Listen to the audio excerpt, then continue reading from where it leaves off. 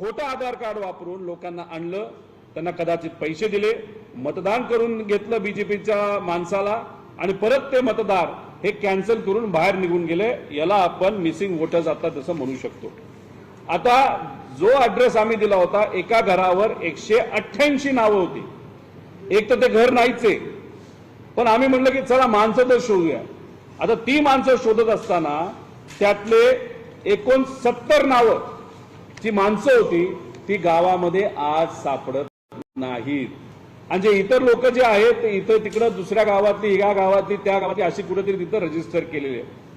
आता ह्याच्यामध्ये आपण जर बघितलं तर आम्ही आवाज उठवला, तिथं लोकांनी आवाज उठवला, तर BLO तलाठी घाबरले आणि त्यांनी सर्वे केला स्वतः.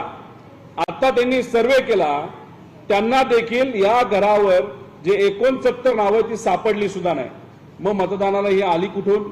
आम्ही म्हणून सीसीटीव्ही मागतोय की ही माणसं कोण आहेत हे आम्हाला कळलं सीसीटीव्ही बघितल्यानंतर.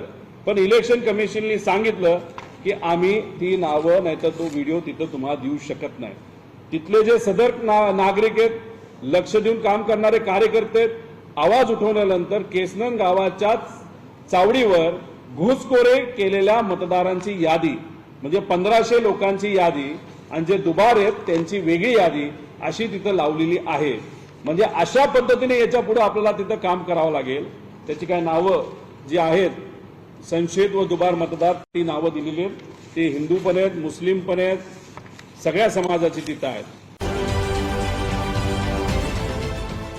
देश विदेशातील प्रत्येक घडामोडींचे लाईव्ह अपडेट मिळवण्यासाठी आता साम टीव्हीच्या सर्व सोशल मीडिया प्लॅटफॉर्मला लाईक, फॉलो आणि सबस्क्राईब करा.